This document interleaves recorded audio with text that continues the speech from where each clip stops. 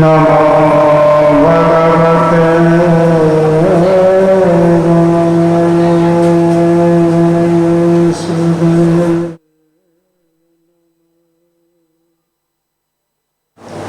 स्वस्ति श्री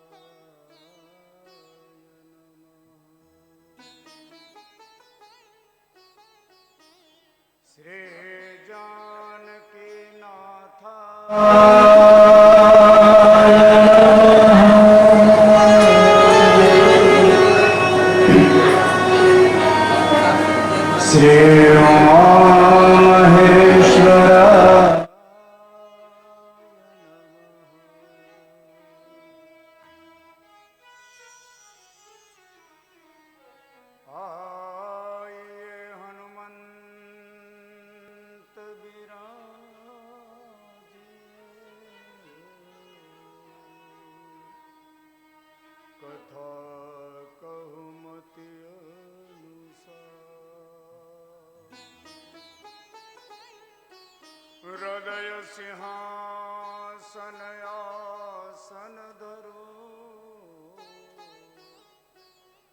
विराजिए पवन कुमार। बोले हनुमान जी महाराज।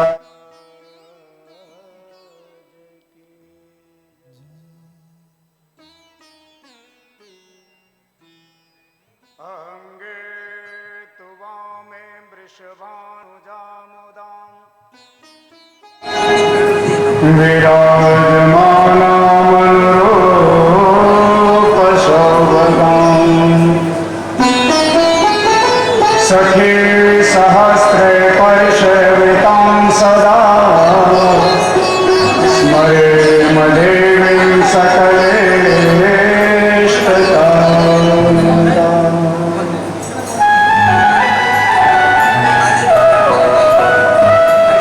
वंशे विभूषितकरा नवनीरदाभा पीताम्बरादरुणबिम्बफलाधरुष्ठा पूर्णेन्दु सुन्दरमुखादरविन्दनेत्रा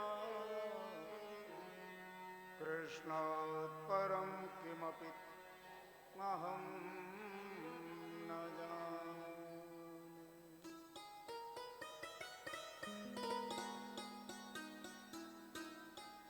कृष्णः त्वदीयपदपङ्कजपञ्जरान्ते अद्वैव मे विशतु मानसराजहंस।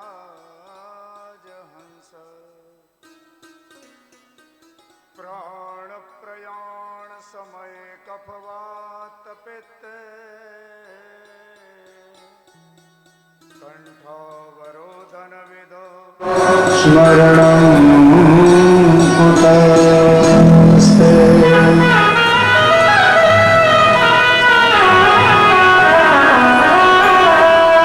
हंसा दिव्यसमारम्भा सनकादीन मुनीश्वरान् अस्मदाचार्यपर्यन्तां वन्दे गुरुः परम्पराम्।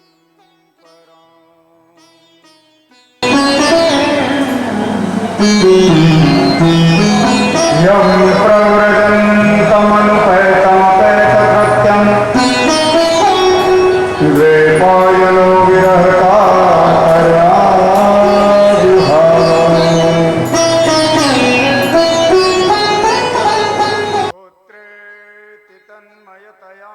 तरवो विनेन्दु तं सर्वभूतहृदयं मुनिमानतोऽस्मि।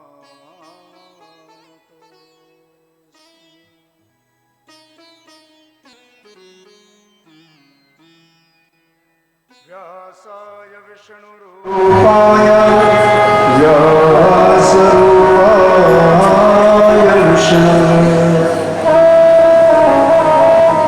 नमो वै ब्रह्मनिधये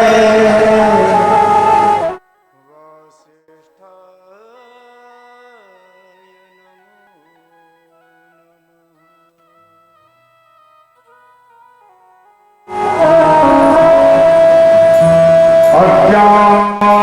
अज्ञानतिमिरान्धस्य ज्ञानाञ्जनशलाकया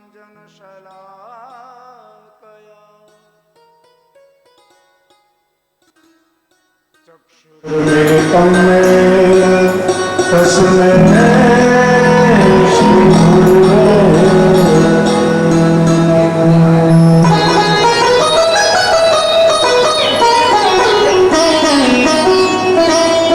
नारायणं नमस्कृत्यं नरं चैव नरोत्तमं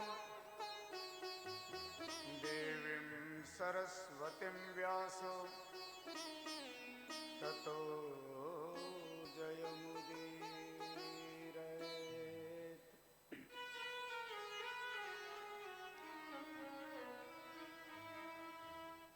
वन्दे वसिष्ठसत्यगुरुं वन्दे जगद्विख्यातं वन्दे रघुकुलतारकं मोक्षगुरुं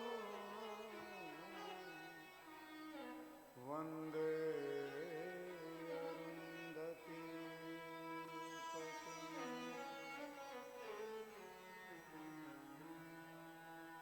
जय जय श्री राधारमण जय जय नवल किशोर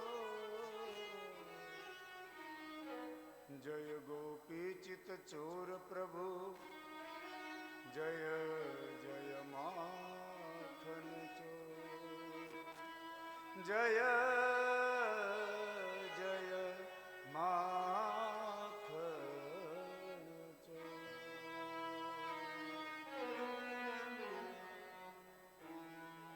बोलिए भागवत महापुराण की श्री वेदव्यास जी महाराज की श्री सुखदेव जी महाराज की सद्गुरुदेव भगवान की राधा सर्वेश्वर भगवान की जानकी वल्लभ भगवान की उमा महेश्वर भगवान की लक्ष्मी नारायण भगवान की हनुमान जी महाराज की गजानन गणपति जी महाराज की आबू राज की आबू के सिद्ध महापुरुषों की श्री गुरु वशिष्ठ जी महाराज की अरुंधति माता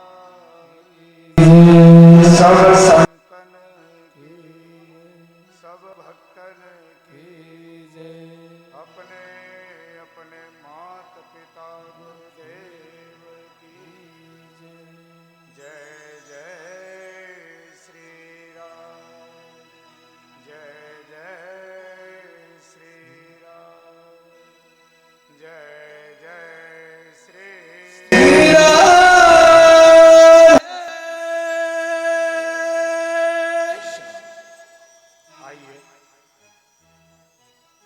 द्वितीय दिवस की कथा में हम सब प्रवेश करें उससे पूर्व मन और वाणी को पवित्र करते हुए 2 मिनट भगवान नाम संकीर्तन का आश्रय।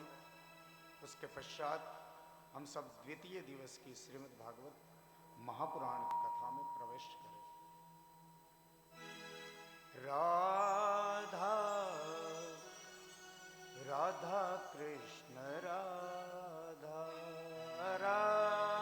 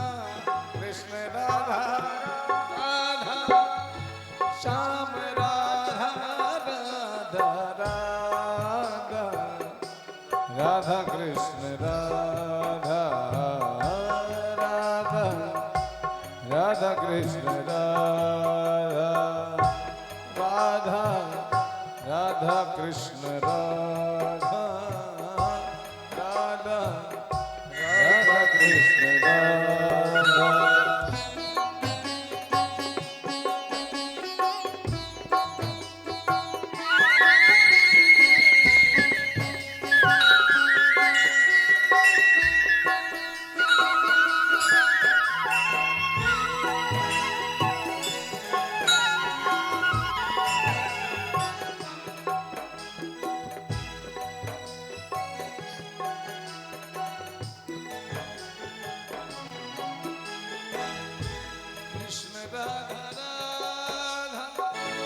श्याम राधा राधा कृष्ण राधा राधा श्याम राधा राधा कृष्ण राधा श्याम राधा राधा कृष्ण राधा राधा श्याम राधा राधा राधा राधा कृष्ण राधा राधा राधा कृष्ण राधा राधा राधा कृष्ण राधा राधा कृष्ण राधा कृष्ण राधा राधा श्याम राधा राधा कृष्ण राधा राधा श्याम राधा राधा कृष्ण राधा राधा श्याम राधा राधा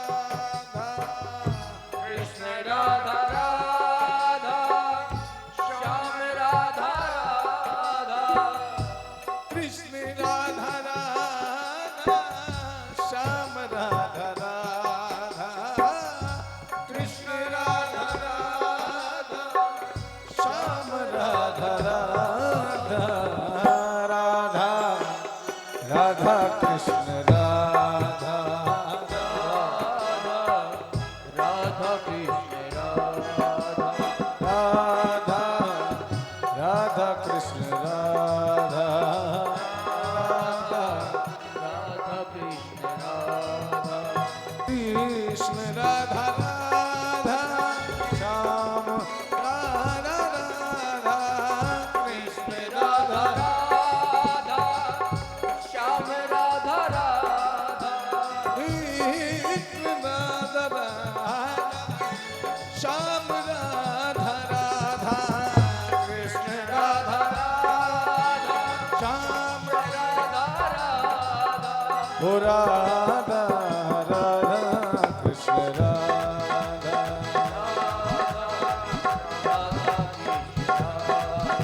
ओ राधा राधा कृष्ण राधा राधा कृष्ण राधा राधा राधा कृष्ण राधा राधा कृष्ण राधा कृष्ण राधा कृष्ण राधा। बोले भागवत महापुराण की जय जय श्री परम मंगलमय परात्पर अखिलेश्वर कारण करुणा वर्णालय भक्त वत्सल भगवान यशोदानंदन श्री बालकृष्ण लाल के वांगमय प्रतिस्वरूपा श्रीमद् भागवत महापुराण को प्रणाम वंदन करते हुए उपस्थित संत महंतों को दंडवत प्रणाम करते हुए गुरुदेव वशिष्ठ जी महाराज की पावन सन्निधि में बैठकर उनके चरणों में बैठकर आबूराज की छत्र छाया में भक्तिमती माताएं भक्तवृंद भाई बंधु आप सबको जय जय श्री राधे कहते हुए द्वितीय दिवस की कथा में हम सब प्रवेश करें। कल की कथा में हमने भागवत जी के महात्म की कथा का श्रवण किया कि भागवत जी श्रवण करने का महत्व क्या है, भागवत जी क्यों श्रवण करनी चाहिए। क्या भागवत जी केवल पितरों को तारने के लिए है, या भागवत जी केवल 7 दिन की सप्ताह करने मात्र के लिए है? बोले नहीं, भागवत जी वर्तमान समय में सबसे बड़ा, हमने कल चर्चा की, सबसे बड़ा संकट संसार में है, हर घर में, हर परिवार में, तो वो है दुख। कोई किसी ना किसी कारण से जीव दुखी है। कोई व्यक्ति ऐसा नहीं होगा कि उसे कोई दुख नहीं होगा, कोई कष्ट नहीं होगा, हर प्रकार से संपन्न होगा। एक बात बताओ, महाराज दशरथ के यहां क्या कमी थी? है? जो वैभव देवराज इंद्र की सभा में नहीं होता था, वो वैभव महाराज दशरथ की सभा में हुआ करता। लेकिन उनको भी दुख था। किस बात का दुख था? बोले संतान नहीं है। किसी को धन नहीं है तो दुख है, किसी को पुत्र खराब है तो दुख है, किसी को पुत्र पुत्री के विवाह नहीं होता है तो दुख है, किसी को संतान नहीं है तो दुख है। हर व्यक्ति दुखी है, और वो उस दुख से मुक्त होने का कोई मार्ग है तो भगवत कथा, भगवान की चर्चा। हो सके तो स्वयं पढ़नी चाहिए। भागवत जी ऐसा ग्रंथ है, भागवत जी ने सनातन धर्म के समस्त ग्रंथों का अध्ययन करना चाहिए। अब तो चलो, पहले तो हम ये सोचते थे कि भाई किताब खरीद के लाओ, पढ़ो, घर में रखने की जगह नहीं। छोटे छोटे तो घर हो गए हम सबके, डब्बे जैसे तेल के पीपे होते हैं ना, शहरों में तो सही में बिल्कुल छोटे छोटे पीपे जैसे कमरे होते हैं। लेकिन अब तो भगवान की दया है, मोबाइल जैसा यंत्र दिया हम सबको। जो पुराण निकालना है, जो शास्त्र निकालना है, मोबाइल से निकालो। पढ़ना चाहिए। हमारे दुख यदि कोई दूर कर सकता है तो भगवद नाम, भगवद नाम के बगैर इस संसार के तापों से हम मुक्त नहीं हो सकते। हम यदि ये सोचे कि हमारे से पाप हो गया और हम गंगा जी में जाकर के एक डुबकी लगा देंगे तो हमारे समस्त पाप धुल जाएंगे, हमारे पापों का समन्वय हो जाएगा, तो ये संभव नहीं है, क्योंकि ये कलयुग है।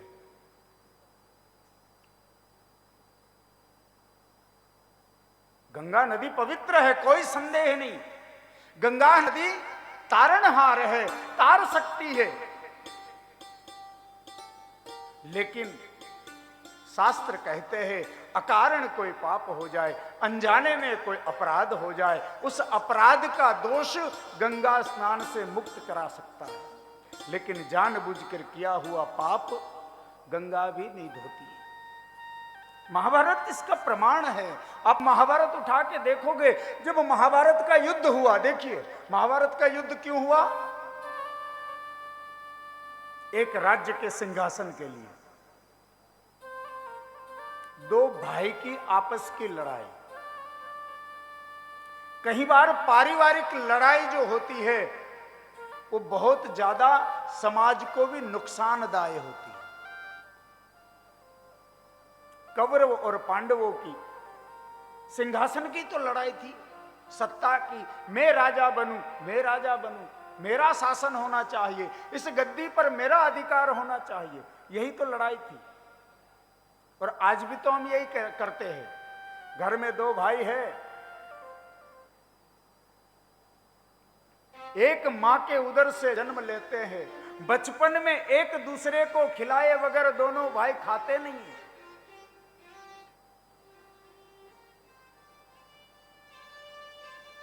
एक दूसरे के संग सोते हैं, एक दूसरे के संग बड़े होते हैं। लेकिन जैसे ही बड़े होते हैं महाराज, घर में पत्नियां आ जाती है, दोनों भाई के रास्ते अलग हो जाते हैं। और फिर होती है संपत्ति की लड़ाई, धन की लड़ाई। ये धन संपत्ति, हमने कल भी कहा था कि धन संपत्ति महाराज ये कायम के लिए नहीं है।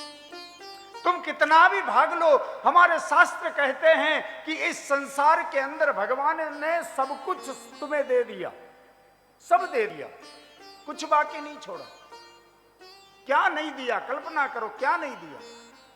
जो आज हमारे पास है वो हमारे बाप दादाओं के पास था क्या? नहीं,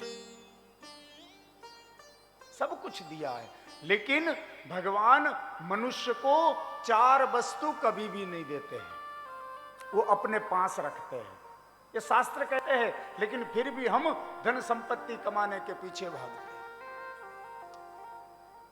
जस अपजस, ये दो वस्तु, जस और अपजस, ये विधि के हाथ है, आपके और मेरे हाथ में नहीं है। कब किसी को बड़ा बना देवे, कब कोई बड़े आदमी को गिराकर धूल चटा देवे महाराज।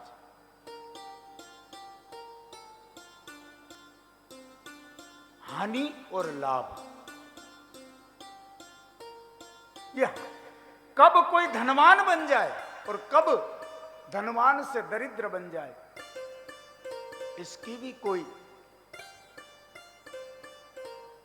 और जन्म मृत्यु तो भगवान के हाथ में ही है, वो तो वैसे भी संभव नहीं है, उसके लिए तो हम प्रयास भी नहीं करते हैं।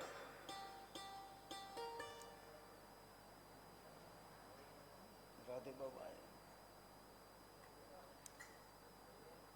उसके लिए तो हम प्रयास भी नहीं करते हैं।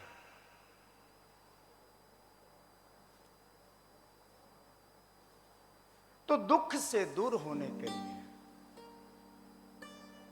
भागवत कथा का आश्रय, भागवत कथा का अध्ययन, भागवत कथा का श्रवण और भागवत कथा का मनन। भागवत माने भगवान की कथा, जिसमें भगवान की महिमा गाई गई है।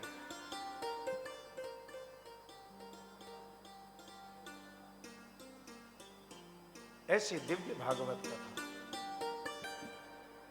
ये केवल कोई साधारण ग्रंथ नहीं है।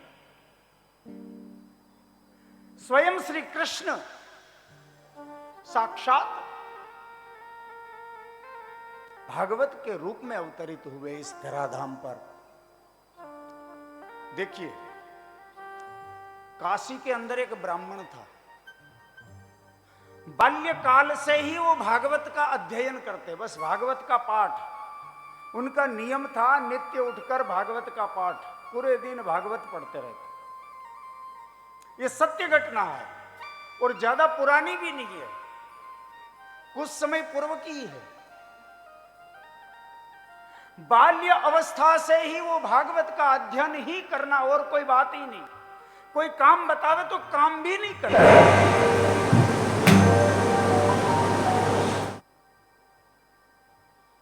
धीरे धीरे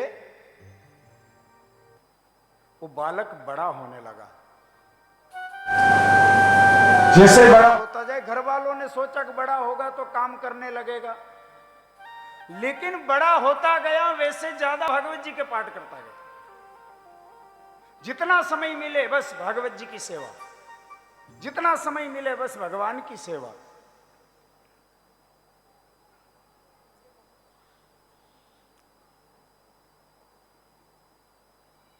घर वालों ने सोचा अब तो ये बड़ा हो गया, कोई काम भी नहीं करता है, केवल भागवत जी का पाठ करता है। किसी ने कहा कि इसके ब्याह करा दो तो ये काम करने लगेगा, जब जिम्मेदारी सिर पर आएगी तो ये अपने आप काम करने लगेगा। अच्छा, ब्याह करा दिया, ब्याह हो गया। कुछ दिन के बाद पत्नी को भी पता चला ये तो निकम्मे है, कोई काम नहीं करता, केवल पाठ करता रहता भागवत जी का।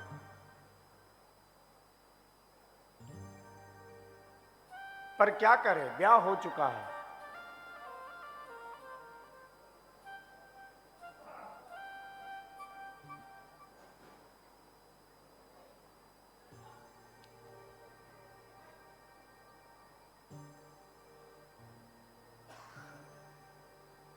ब्याह हो चुका है, पत्नी को भी पता चल गया कि पतिदेव तो कोई काम के नहीं है, केवल भागवत जी का ग्रंथ उठा के सुबह से शाम तक बस भागवत जी भागवत जी भागवत जी। समय बीता, बच्चे भी हुए, अच्छा, ऐसा भी नहीं कि ब्राह्मण देव जो थे वो आलसी थे, आलसी नहीं थे। कई बार कोई भगत कहते हैं कि भैया पंडित जी हमारे घर पे पाठ कर जाना भागवत जी का, तो उनके घर पे भी पाठ करके आते हैं।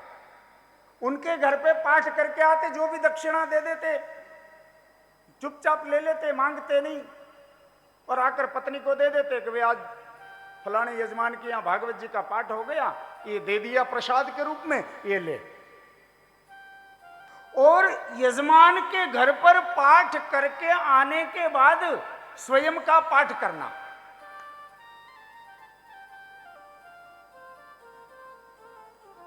एक दिन पंडित जी सुबह सुबह गंगा स्नान करके गंगा के तट पर भागवत जी का पाठ कर रहे हैं। घर पर एक समय बच्चों को भोजन करावे इतना भी अन्न नहीं है, लेकिन पत्नी भी जानती थी कि ये भगवान का भजन करते, भागवत जी का पाठ करते।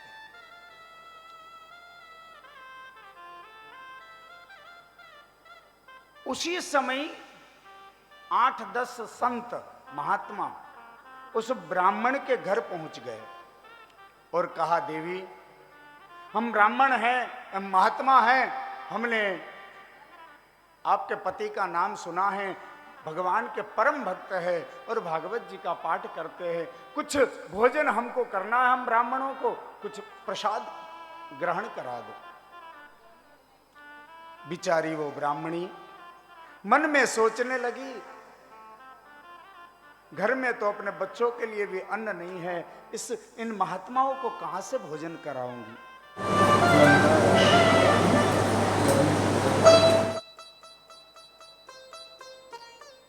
इन साधुओं को रोटी कहां से पवाऊंगी। मन ही मन अपने पति को कोसने लगी है, आप तो काम करते नहीं हो, सुबह से गंगा के तट पर चले जाते हो भागवत जी की पोथी उठाकर। मन ही मन अपने पति को कोसने लगे। द्वार पर महात्मा खड़े हैं,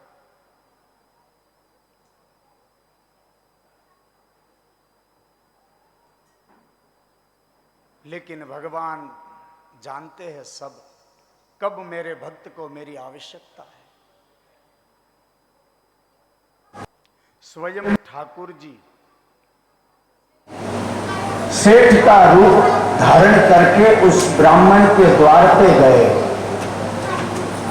और द्वार खटखटा के कहा, देवी जी पंडित जी कहाँ हैं? बोले पंडित जी तो पोथन्ना उठा के चले गए, ये साधु ब्राह्मण आए हुए बैठे हैं,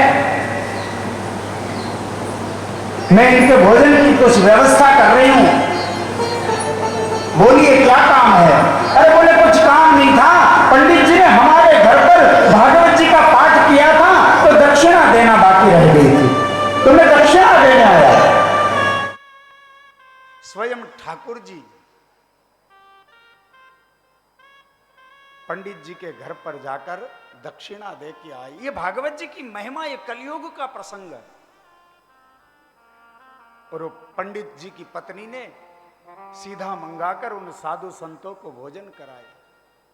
जब पंडित जी घर आए तब पंडितानी जी ने कहा कि फलान कोई सेठ आए थे और वो आपकी दक्षिणा दे के गए थे, उसी से मैंने साधुओं की सेवा की है, संतों की सेवा की है। पंडित जी बोले, मैं तो किसी सेठ के वहां तक आज तक कभी पाठ करने गया ही नहीं। पंडित जी समझ गए, हो न हो मेरे गोविंद होंगे। मेरा कहने का तात्पर्य है, भागवत जी की महिमा कलयुग में भी उतनी ही है जितनी अन्यत्र युगों में थी। उल्टा कलयुग में तो और ज्यादा होनी चाहिए, क्योंकि हम सब व्यथित जीव हैं और व्यथा कथा से ही मिट सकती है, बिना कथा से व्यथा नहीं मिट सकती।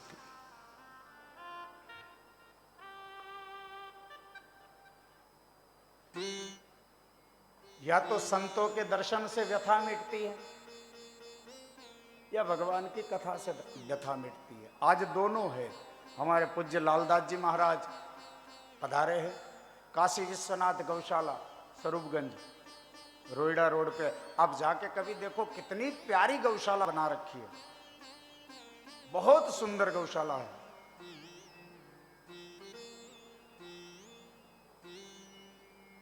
गौ सेवक खूब करते हैं और हमारे बड़े प्रेमी हैं, आज पधारे हैं दर्शन देने, संतों के दर्शन। हमारे पूज्य गुरु भाई राधे बाबा जो गौमुख में रहते, वो भी आज हम सब के बीच में पधारे। उनके चरणों में भी कोटि कोटि प्रणाम। वो मौन धारण है, मौनी रहते, मौनी बाबा है। उनको प्रेम से सब राधे बाबा कहते हैं। महाराज जी के शिष्य है और अपनी मस्ती में मस्त रहते हैं। संतों के दर्शन, गोस्वामी जी कहते प्रथम भगति संतन कर संगा। पहली भक्ति तो संतों का सानिध्य। संत माने सज्जन, संत माने सरल, संत माने दयावान। दया गरीबी बंदगी समदा सील सुजान, एते लक्षण साधु के कहत कबीर सुजान। जिसके अंदर दया है, जिसके अंदर प्रेम है, जिसके अंदर करुणा भरी हुई है, जो सामने वाले के दुख को देखकर स्वयं द्रवीभूत हो जाए, वो संत।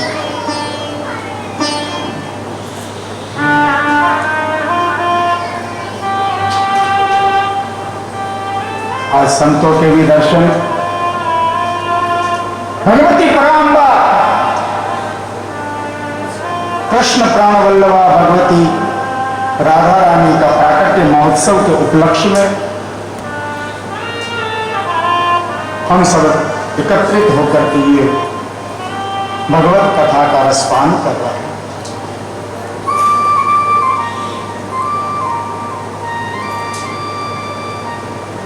कल हमने महात्म की कथा जो श्रवण किया, महात्म का तात्पर्य यही है कि भागवत जी क्या है हमारे समझ में आ जाए। भागवत जी श्रवण करने से क्या प्राप्ति होती है।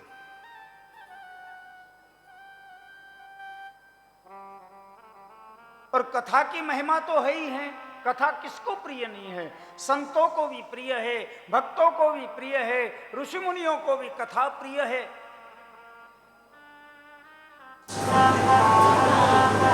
अगर कोई ये कहे कि ये कथा वही रोज रोज क्या सुनना, तो ऐसे व्यक्ति के जो कान है ना, वो कान नहीं, गोस्वामी जी कहते हैं वो दोने के बराबर है।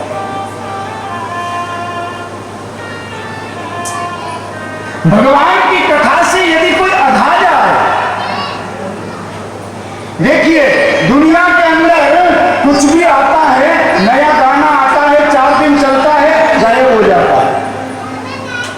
नया गीत आएगा मार्केट में, कोई नया नया गीत बजेगा, 4-5 दिन तो धूम मचाएगा, फिर कोई सुनना भी पसंद नहीं करेगा।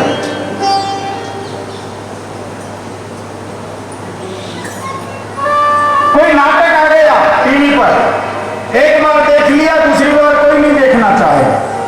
लेकिन भगवान का नाम, भगवान की कथा युगों युगों से गाई जा रही है, परंतु आज तक भगवान की कथा से कोई व्याकुल नहीं हुआ। किसी ने यह नहीं कहा कि हमको नहीं सुननी।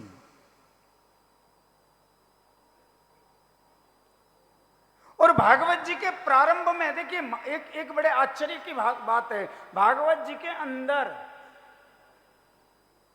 जहां भगवान का नाम आया है वहां सत्य स्वरूप, वहां सत्य कहा है, किसी का नाम नहीं लिया, सत्य। क्योंकि सत्य ही भगवान है। कल हमने महात्म में भी जो प्रथम श्लोक गाया, सच्चिदानंद रूपाय विश्वोत्पत्त्यादि हेतवे तापत्रय विनाशाय श्री कृष्णाय वयम नुमः। सच्चिदानंद, सच्चिदानंद का मतलब सत्य, सतगन आनंद घन। जो है वो सत्य है, जो नहीं है वो असत्य है। हम लोग सत्य नहीं है, हम लोग असत्य है। जन्म से पहले नहीं थे, मरने के बाद नहीं रहेंगे। और आज भागवत जी के प्रथम श्लोक में भी भगवान वेदव्यास जी सत्य की वंदना करते हैं। जन्मादस्य यतोन्वयादिकर्ता चार्थोष्टदित्यस्वरा तेने ब्रह्मर्णाय आदिकवये मुह्यन्त यत्सूरया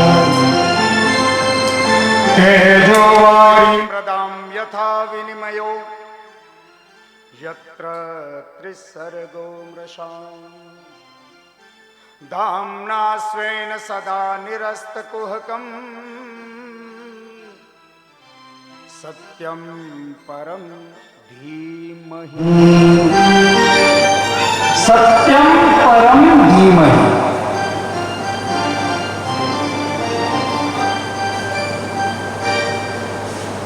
भगवान की कथा रसरूप है। रसरूप क्यों है?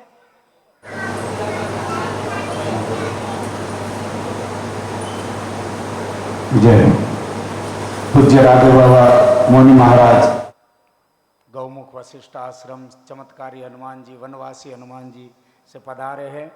आपके चरणों में दास का कोटि कोटि प्रणाम।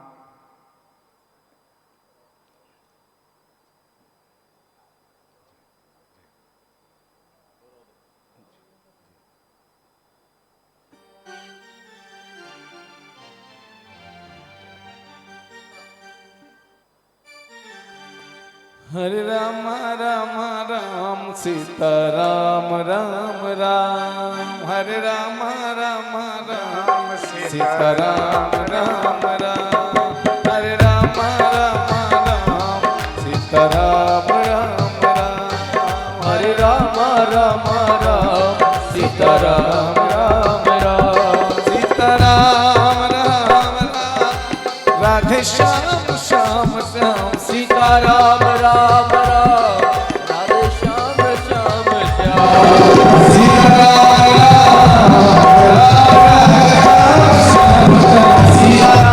राम राम, राधे श्याम श्याम श्याम, हरे राम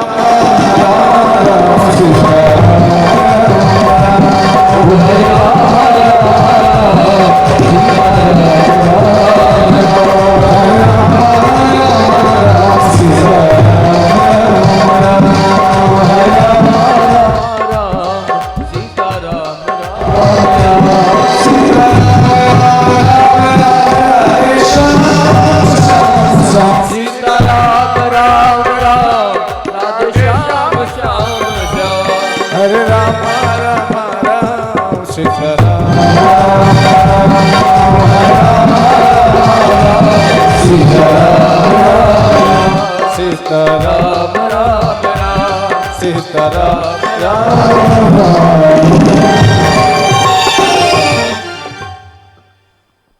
भागवत जी को सत्य स्वरूप कहा है। सत्य माने जो है, सत्य कहिए जो विन से नाही, सत्य सकल घट माही। गोस्वामी जी की तो रामचरितमानस में संकेत करते हैं, धर्म दूसर सत्य समान, धर्म दूसर सत्य समान, आगम निगम पुराण बखान,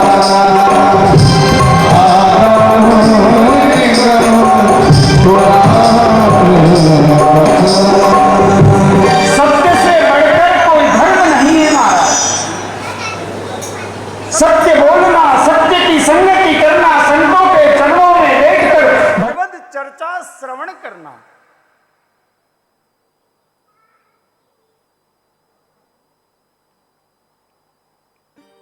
भगवान सत्य है, इसलिए भगवान की मृत्यु नहीं होती। भगवान सत्य है, इसलिए भगवान का जन्म नहीं होता, भगवान का प्रागट्य होता है।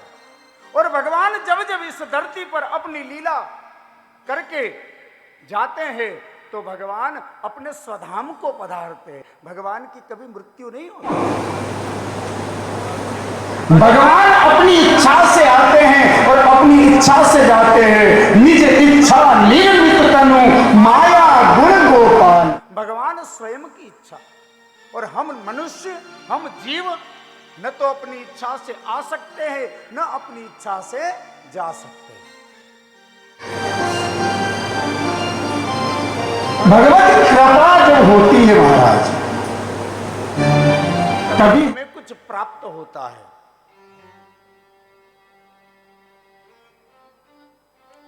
धर्म भी सत्य है। धर्म किसे कहते हैं? हम लोग धर्म किसे कहते हैं? धर्म का मतलब यह नहीं कि मंदिर में जाके दर्शन करके आ गए। धर्म का मतलब यह नहीं किसी गरीब को भोजन करा दिया। धर्म का मतलब यह नहीं कि हमने कहीं धर्मशाला बना दी। धर्म का मतलब यह है महाराज, किसी रोते हुए के आंसू पोंछ लो, किसी दुखियारे की मदद कर दो, घर में माता पिता का सम्मान करो, गुरुजनों का सम्मान करो, उनका आदर करो।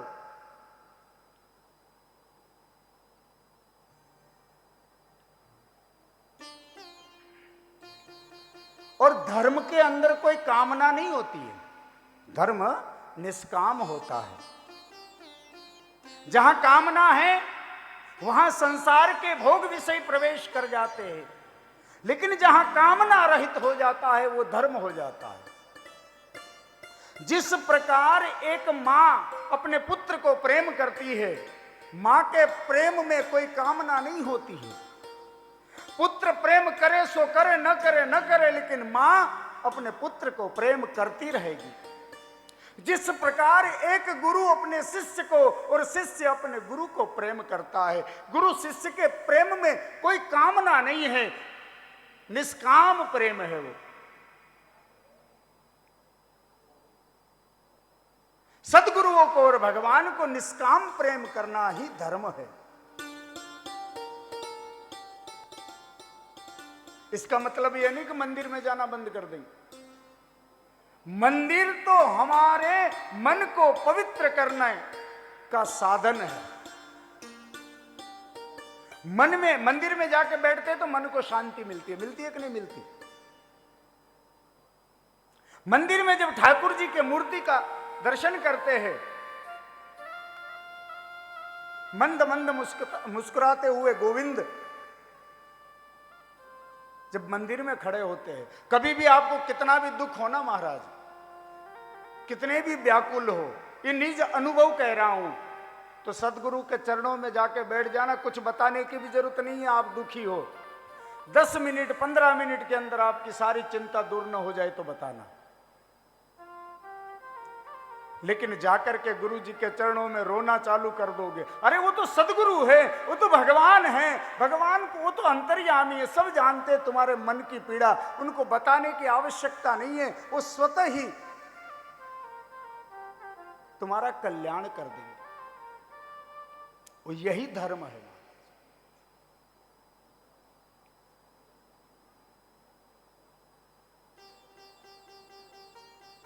परंतु हमारी जो भक्ति है ना, हम सबकी भक्ति है, वो काम रूपी भक्ति है।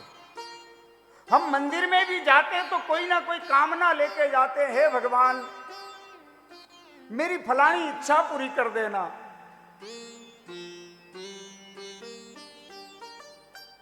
लेकिन भगवान और सदगुरु के द्वार कभी कोई कामना लेके जाना ही नहीं चाहिए।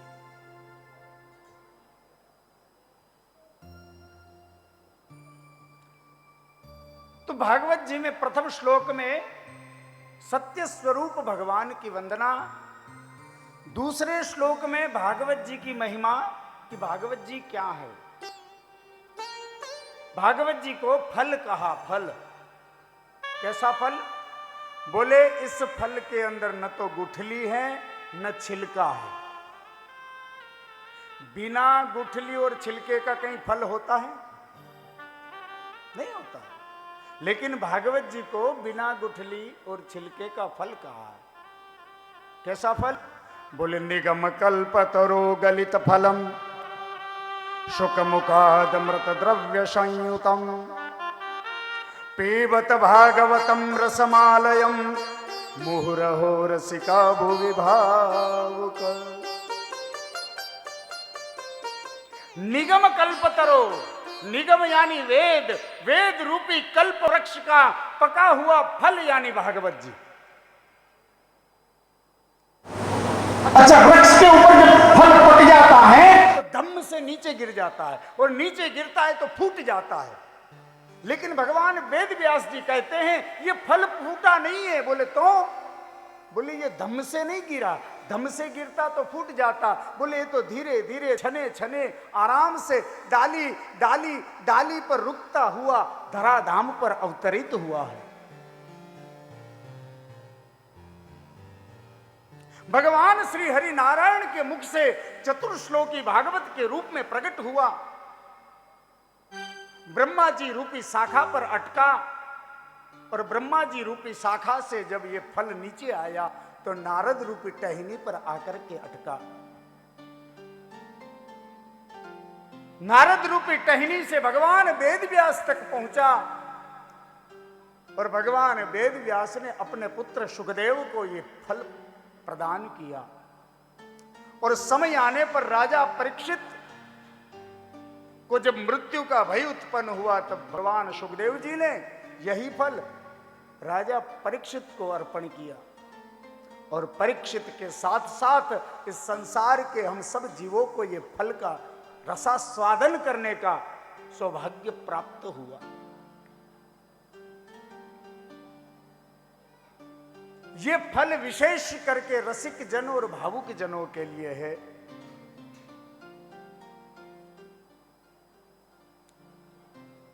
अच्छा, ये कथा कहां चल रही है? कल हमने चर्चा की थी, ये कथा कहां चल रही है? ये कथा नेमिषारण्य की पावन भूमि में चल रही है। नेमि यानी मन, जहां मन स्थिर हो जाए। कथा में बैठने से वैसे तो मन भटकता है? हम लोगों का जो मन है इसका भटकाव ज्यादा है, लेकिन कथा में जो रसिक जन है, जो भावुक जन है, उनका मन स्थिर हो जाता है।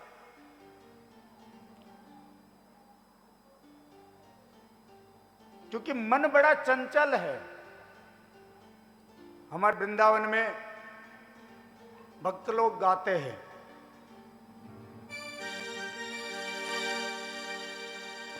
क्या गाते हैं? मन बड़ा चंचल है,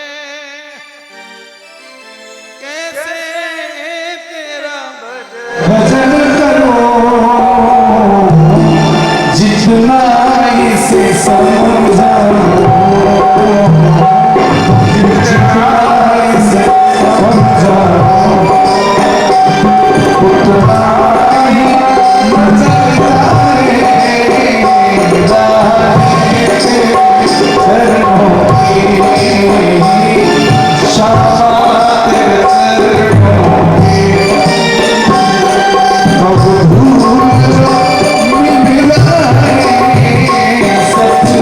कहता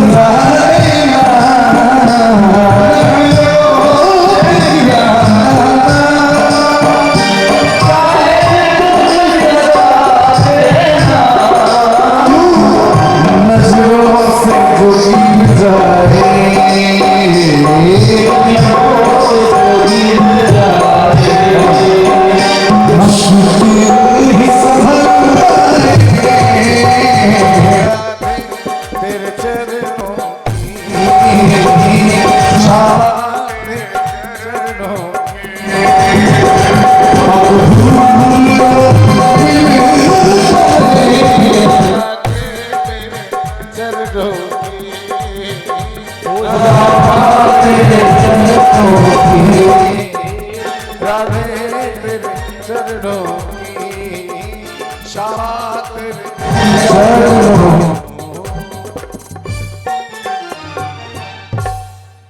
मन एक जगह स्थिर नहीं रहता, परंतु वो भूमि निमिषारण्य है जहां मन स्थिर हो जाए। निमिषे निमिष क्षेत्र ऋषय शोनकादय सत्रम स्वर्गाय लोकाय सहस्त्र सममासत। निमिषारण्य की पावन भूमि में 88,000 ऋषि मुनियों का प्रतिनिधित्व करते हुए श्री शौनक जी ने 6 प्रश्न किए हैं और ये 6 प्रश्न के उत्तर में संपूर्ण भागवत सुना दिया है श्री सूत जी महाराज ने।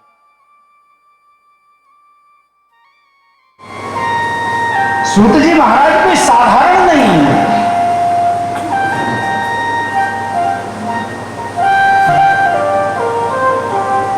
शास्त्रों के परम ज्ञाता है। अच्छा, सूत नाम, उनका नाम सूत जी नहीं है, उनका नाम तो है रोमहर्षण, लेकिन ब्राह्मण माता क्षत्रिय पिता से उत्पन्न हुए, इसलिए उनको सुत पुत्र कहने लगे।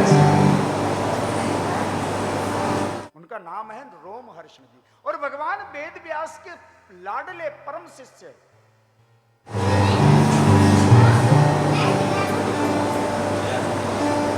अच्छा, श्री सूत जी महाराज और शौनकादि 88,000 ऋषि मुनि हमारी और आपकी तरह कथा श्रवण नहीं करते 3 घंटे 4 घंटे नहीं, वो तो अखंड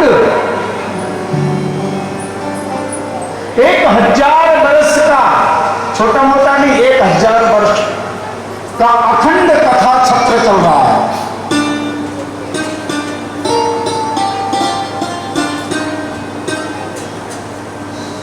उसमें कोई खड़ा नहीं होता।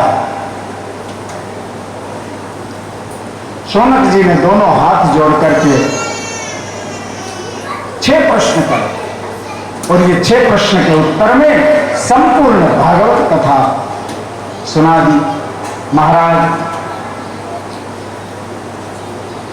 प्राणी मात्र का कल्याण कैसे होगा? देखिए, संत कभी अपने बारे में नहीं सोचते हैं।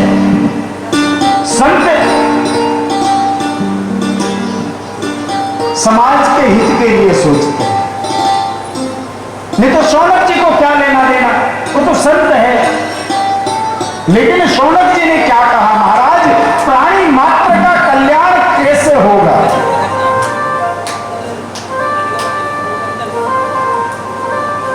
साधारण से साधारण जीव अपना कल्याण कर सके, ऐसा कोई उपाय बताइए। शास्त्र बहुत है, समय है नहीं पढ़ने का। महाराज, हमें शास्त्रों का सार समझाइए।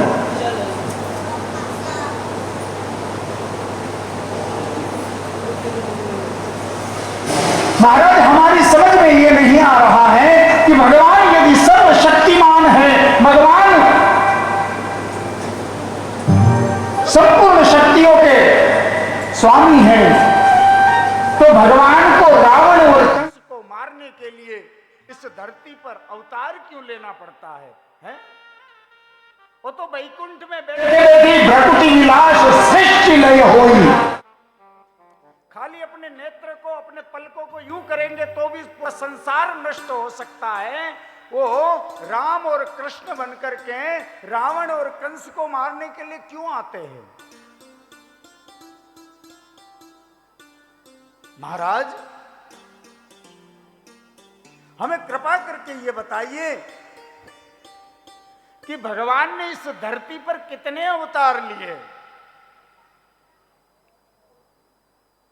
और क्यों, किस कारण के लिए अवतार लेना पड़ा भगवान को?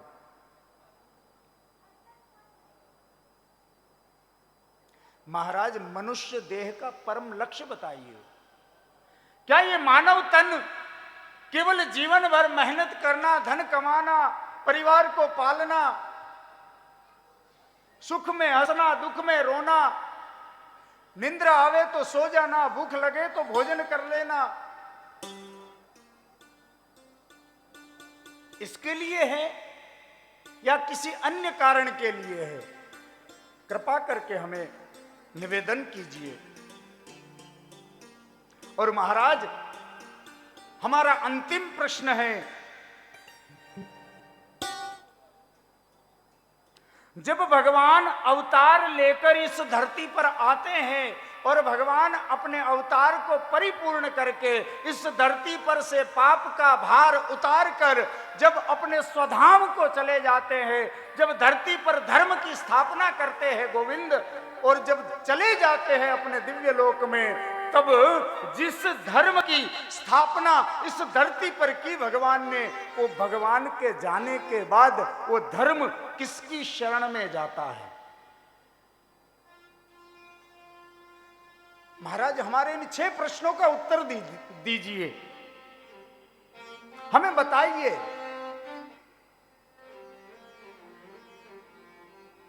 ये 6 के 6 प्रश्न समाज कल्याण के लिए है। तब श्री सूत जी महाराज प्रसन्न हो गए, प्रमुदित हो गए, आनंदित होकर के कहने लगे, हे ऋषियों, आपने जो प्रश्न किए हैं बड़े प्यारे प्रश्न हैं। इन प्रश्नों के उत्तर रूपी में तुम्हें अब ओ अमृत पान कराऊंगा।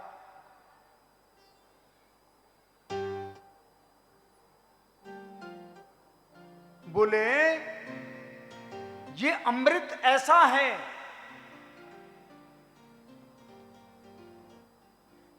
कि समस्त जीव की जो प्यास है, जो क्षुधा है, उन क्षुधा को मिटा देती है। अच्छा महाराज,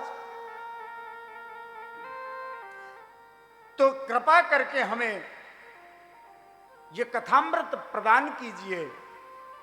तब सूत जी कहने लगे, हे ऋषियों, अवश्य करूंगा, लेकिन तुम्हें कथामृत प्रदान करूं उससे पूर्व मैं अपने गुरुदेव भगवान का स्मरण कर लेता हूं।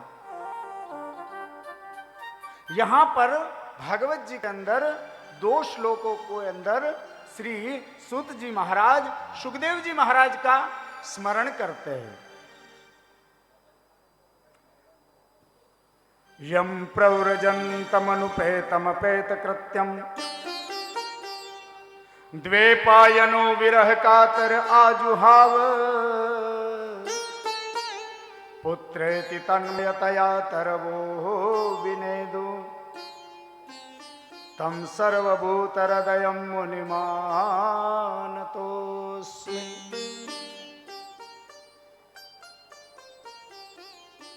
देखिए, सतगुरु की आवश्यकता पद पद पर पड़ेगी।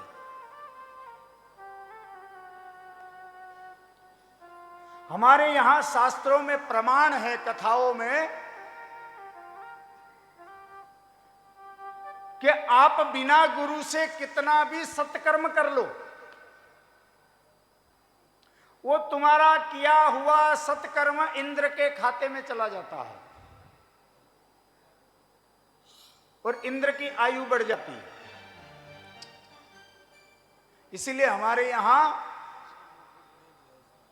परंपरा है कि बिना गुरु किए हुए व्यक्ति हो ना, उसके हाथ का पानी भी नहीं पीना चाहिए। बोले क्यों? बोले इसके गले में कंठी नहीं है, इसके मस्तक पर तिलक नहीं है, और जिसके गले के भीतर राम नाम का पट्टा बंध गया ना महाराज, उसके पास फिर यमदूत नहीं आ सकते। जिनके गुरु नहीं है ना, उनको तो यमदूत मार मार के ले जाते, लेकिन जिनके गुरु है उनको लेने के लिए स्वयं भगवान के पार्षद आते हैं। इसलिए गुरु नहीं है तो गुरु अवश्य बनाना चाहिए, क्योंकि गुरु बिन भव निधि तर ही, ये संसार बिना गुरु से तर ही नहीं सकते। अरे बिना पतवार से नाव लेके कहां जाओगे? चलेगी नहीं, हमें नाव चलाना आती ही नहीं है। नाव में तो बैठ गई, चप्पू भी पड़ा है, लेकिन नाव चलाना ही नहीं आती है तो नाव कौन चलाएंगे? बोले नाव तो सदगुरु चलाएंगे।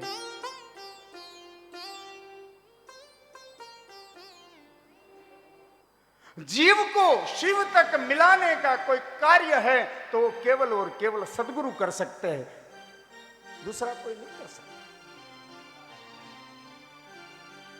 आज श्री सूत जी महाराज भी अपने सदगुरु को याद कर रहे हैं और कह रहे हैं, मोह लागे लगन गुरु चरणन के, मोह लागे लगन गुरु चरणन के, मोह लागे लगन गुरु चरणन की, चरणन की, गुरु चरणन की,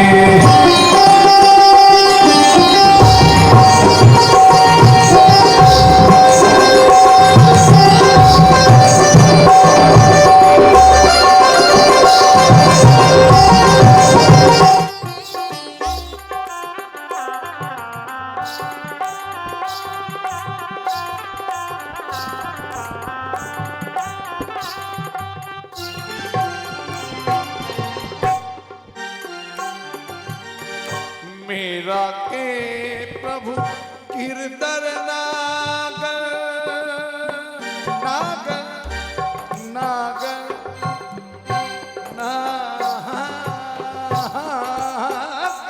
नागर मेरा के प्रभु गिरधर नागर नागर मेरा के प्रभु गिरधर नागर आस बंधी गुरु चरणन की आस बंधी गुरु चरणन के मोहे लाग लगन गुरु चरणन की मोहे लाग लगन गुरु चरणन की मोहे लाग लगन गुरु चरणन की मोहे लाग लगन गुरु चरणन की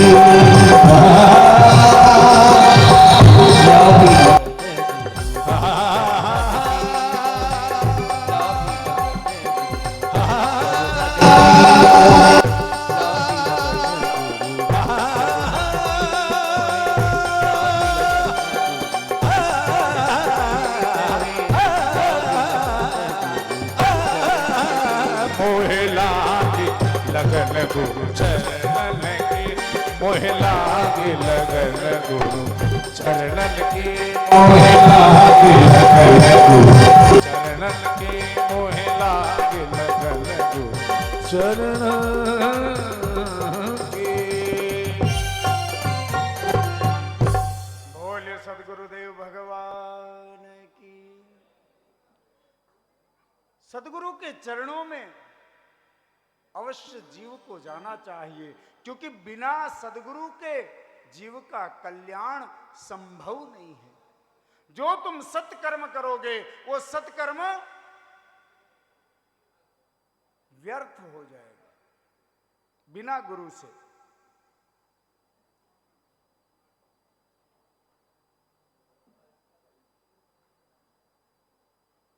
श्री सूत जी महाराज ने अपने गुरुदेव का स्मरण किया।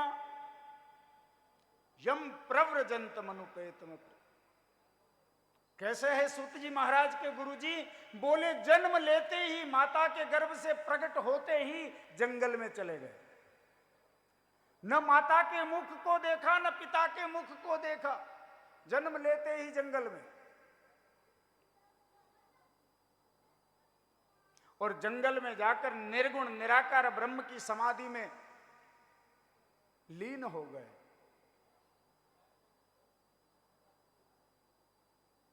सुखदेव जी महाराज भी कोई साधारण, सुखदेव जी महाराज भी 24 अवतारों में से एक आते हैं। जो भगवान के 24 अवतार है ना, उनमें से एक अवतार भगवान सुखदेव का।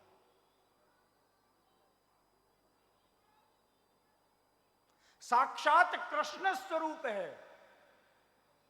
दिखने में तोते के रूप में है, लेकिन कृष्ण स्वयं ही सुख है और सुख ही कृष्ण है महाराज। बड़ी प्यारी कथा आती है सुखदेव जी के प्रागट्य की।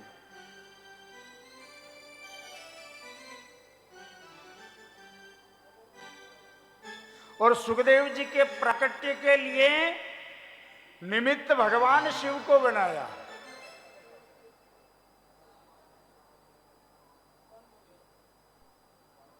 नारद जी ने भगवान शिव के घर में झगड़ा लगाया। ऐसे तो भगवान शिव, शिव मतलब शिव, शिव मतलब शिव का अर्थ ही कल्याण होता है।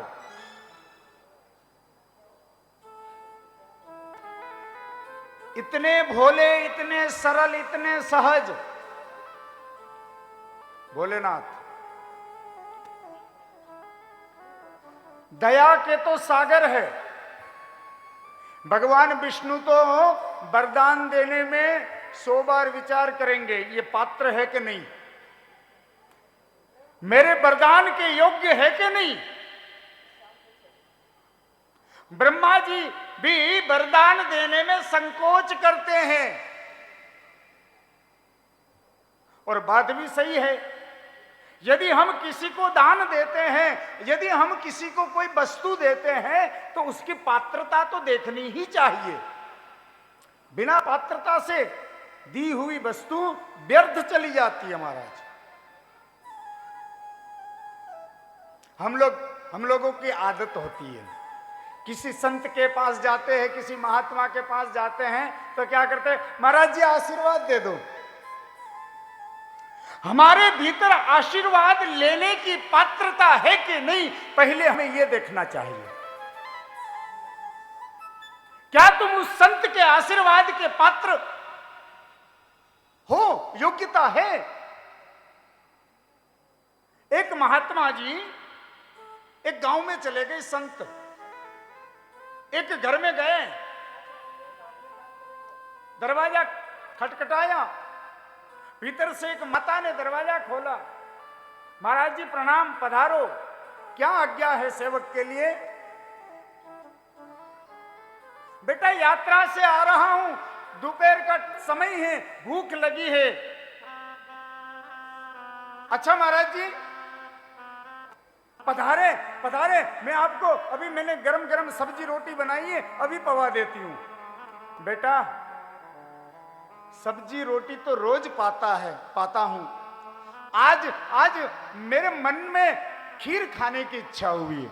अच्छा महाराज जी अभी बना देते हूं खीर, घर की गैया है, घर का दूध है। हाँ बेटा, बस महाराज जी आप तो हम पर आशीर्वाद बनाए रखो, हमें आशीर्वाद दे दो, बस अब भी मैं खीर बना देती हूं। महाराज जी ने कहा ठीक है बेटा तुम खीर बना लो, आज ये संत के राम को खीर खाने की इच्छा हो रही है। और माता ने खीर बनाई, खीर ले तैयार हुई गरम गरम। माता खीर का कटोरा भर के लाई संत के सामने। संत ने अपनी झोली से अपना पात्र निकाला, जो अपना संत का अपना स्वयं का कटोरा था, वो अपनी झोली से निकाला महात्मा जी ने, और वो कटोरा सामने धर दिया। लेकिन वो कटोरे में कुछ कचरा पड़ा हुआ था, कुछ मिट्टी लगी थी कुछ।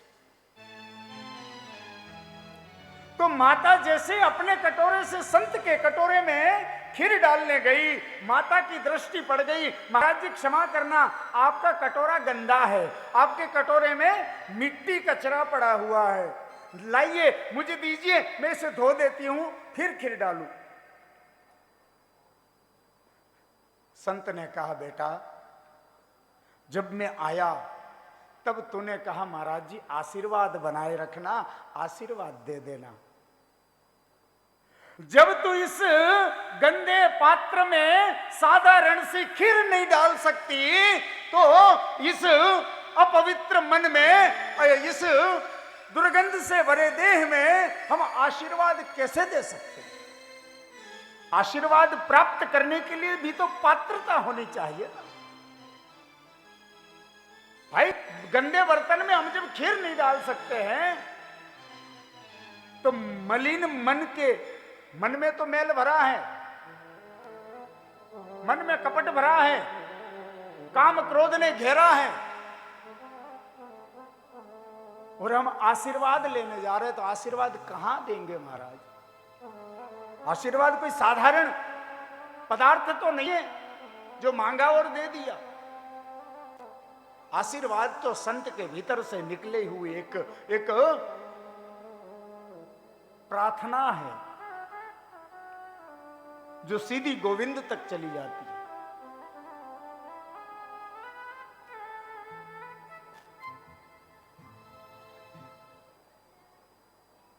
भगवान शंकर में कह रहा था बहुत दयालु है, वरदान देने में विचार नहीं करते, इतने दयालु है महाराज। लेकिन दया हम लोग क्या करते हैं, भगवान शंकर के दयालुता का फायदा उठाते हैं। उठाते कि नहीं? अभी सावन महीना गया, सभी लोगों ने भगवान शिव को जल चढ़ाया होगा सावन महीने में, चढ़ाया कि नहीं चढ़ाया?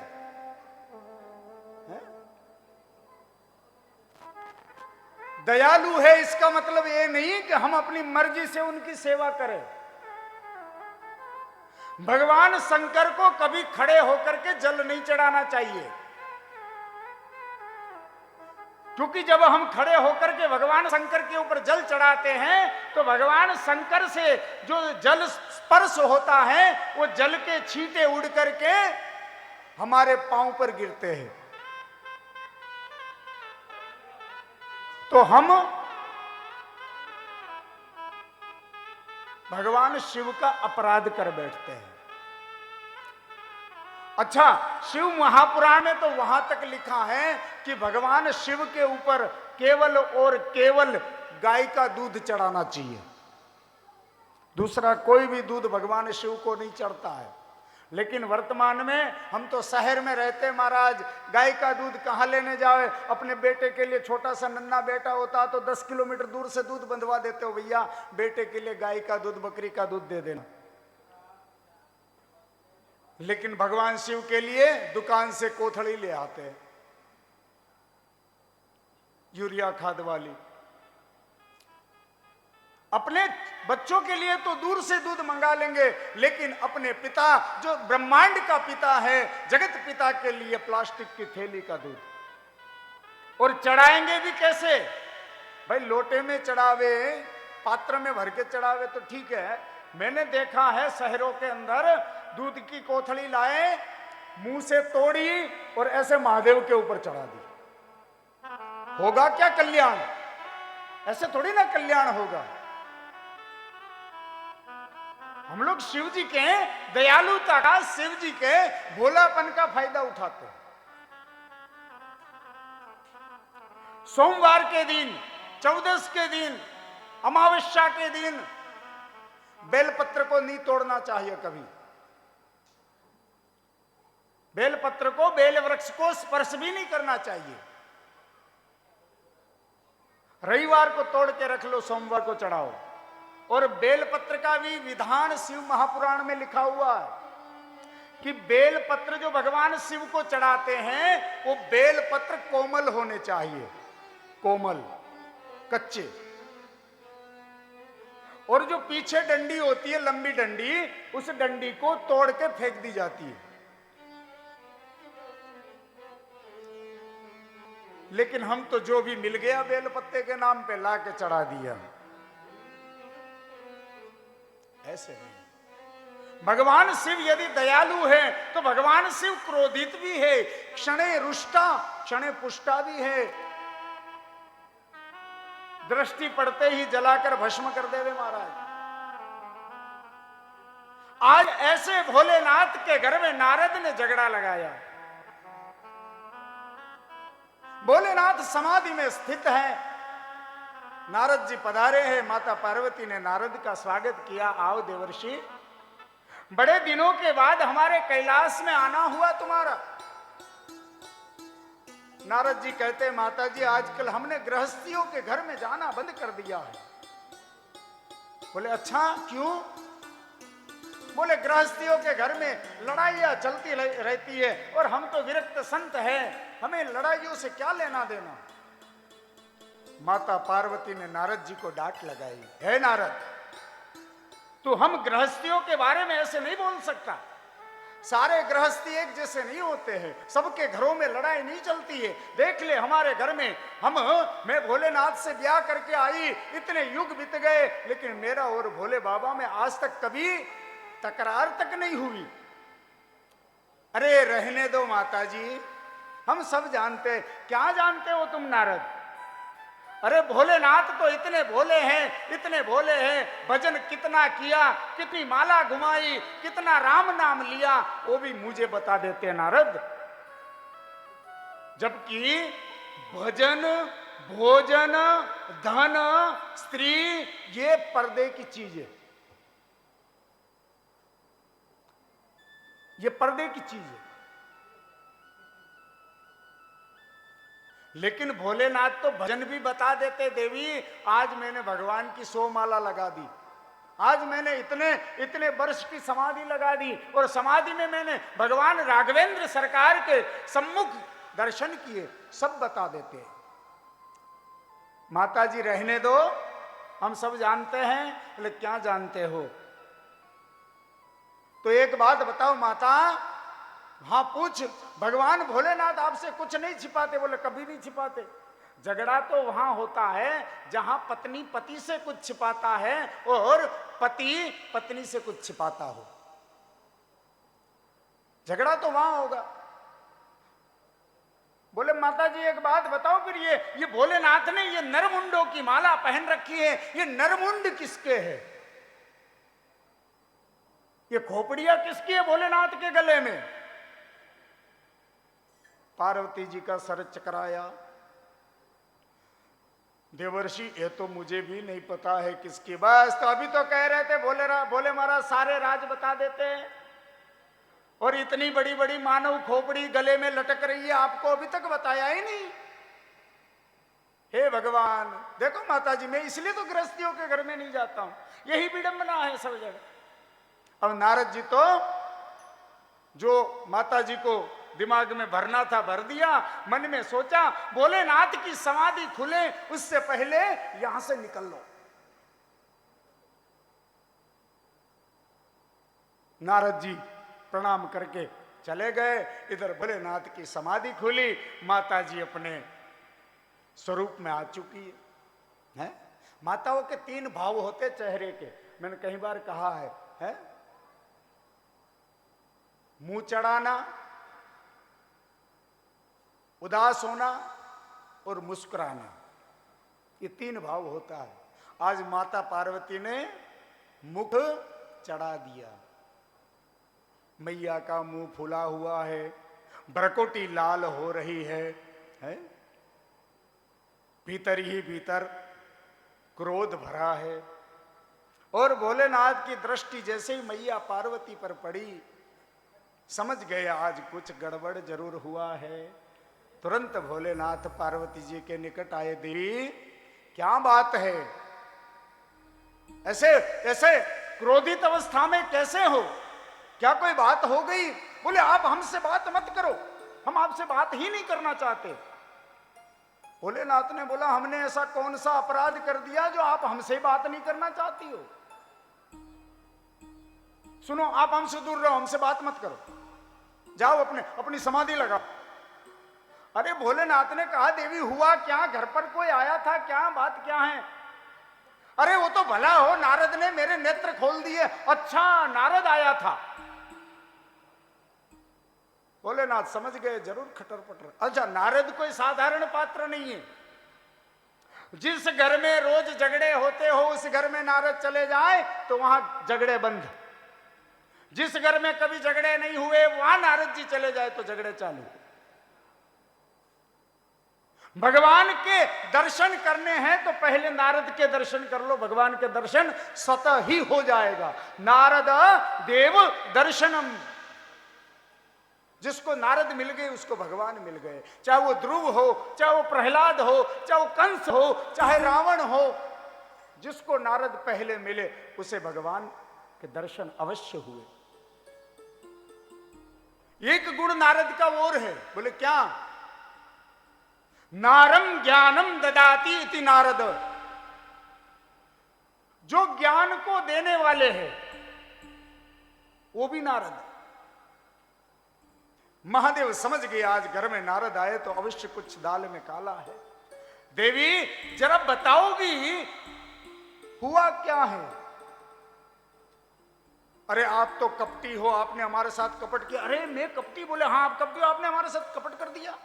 बोले देवी हमने तो कपट नाम का शब्द ही पहली बार सुना है, ये कपट होता क्या है? करने की तो बहुत दूर की बात रही। तो एक बात बताओ। बोले हाँ पूछो। ये आपके कंठ में जो बड़ी बड़ी नरमुंडों की माला है, ये नरमुंड किसके है? और आप इस नरमुंडों को अपने हृदय से लगाकर क्यों रखते हो? ये राज आपने आज तक मुझे क्यों नहीं बताया? भोलेनाथ ने कहा अरे देवी इतनी छोटी सी बात में इतना क्रोध, पहले पूछ लेती तो ही बता देता। मैंने उचित समझा नहीं, तुमने कभी पूछा नहीं, आज पूछा है तो बता देता हूं। अरे देवी ये समस्त नरमुंड तुम्हारे स्वयं, ये तेरे हैं मेरे? बोले हाँ। बोले देवी जब जब तुम अपने इस देह को त्यागती हो तो तुम्हारे विरह में तुम्हारे शीश को मैं अपने हृदय से लगा लेता हूं। ये सब मेरे मुंड हैं, इसका मतलब मैं बार बार मरी हूं? बोले हां। तो महाराज एक बात बताओ, आपने ऐसी कौन सी औषधालय की चटनी चख ली है, ऐसी कौन सी जड़ी बूटी खा ली है जो आप तो कभी मरते ही नहीं हो और बार बार हमको ही मरना पड़ रहा है? तब भगवान शिव कहते, मैंने भगवान की अमर कथा, भगवान की दिव्य भगवत कथा, भगवत अमृत का पान कर रखा है, हमें भी ये पान कराओ। अच्छा चलो ये भी करा देते हैं। पार्वती जी की जिद पर भगवान भोलेनाथ पार्वती जी को हिमालय के उच्च शिखर पर ले जाकर विराजमान करते हैं और भगवान शिव अपना डमरू बजाते हैं। और डमरू ऐसा बजाते हैं महाराज, आसपास में जितने जीव जंतु कीट पतंगे सब उस क्षेत्र को छोड़कर पलायन कर गए, चले गए।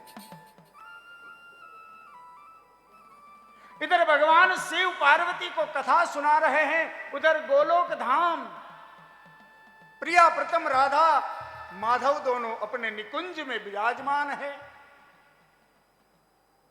और भगवान राधा कृष्ण का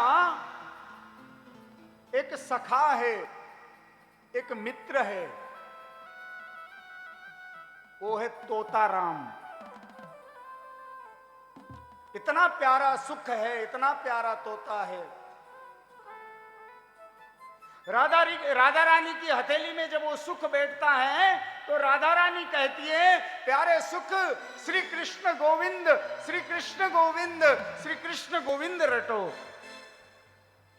और वही सुख जब श्री कृष्ण के कंधे पर आकर के बैठ जाता है, वही तोता, देखो तोता को तो जो रटाओगे वही रटेंगे।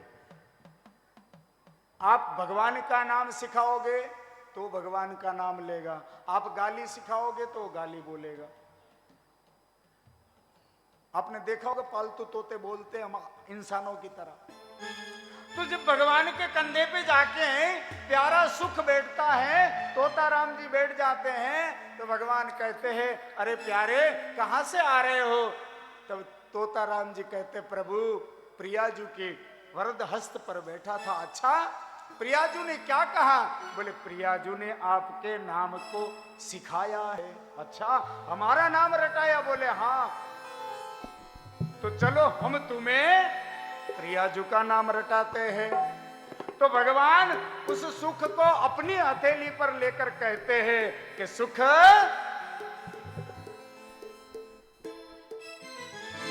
वृंदावन धाम अपार रटे जा राधे राधे, वृंदावन धाम अपार रटे जा राधे राधे, रटे जा राधे राधे, जपे जा राधे राधे, रटे जा राधे राधे, जपे जा राधे राधे। राधा अलबेली सरकार जपे जा राधे राधे, राधा अलबेली सरकार जपे जा राधे राधे, वृंदावन धाम अपार जपे जा राधे राधे, वृंदावन धाम अपार जपे जा राधे राधे।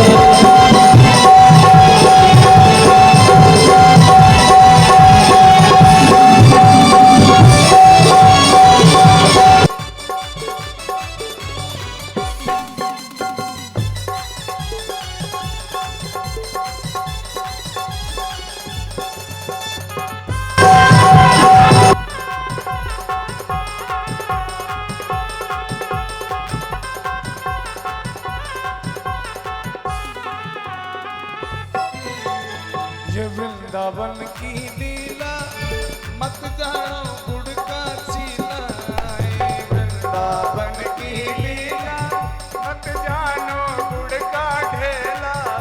ये वृंदावन की लीला मत जानो गुड़ का चीला, ये वृंदावन की लीला मत जानो गुड़ का चीला। या मैं ऋषि ऋषि मुनि गए हारे जपे जा राधे राधे वृंदावन धाम अपार जपे जा राधे राधे। दोनों हाथों से तालियों की सेवा।